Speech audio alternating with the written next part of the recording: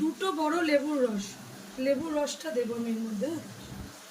লেবুর রসটা দিয়ে এটাকে আমি ভালো করে মাখাবো, ভালো করে পুরোটা নিয়ে। আমি যেভাবে করি তোমরাও সেভাবে করো, ভালো লাগবে।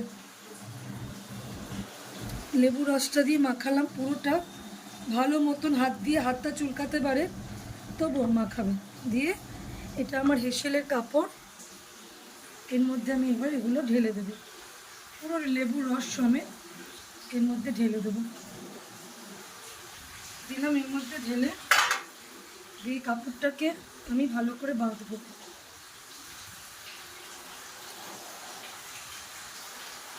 দেখো অলরেডি কি বেরাচ্ছে, দেখো বেরাতে শুরু করেছে। কাগজের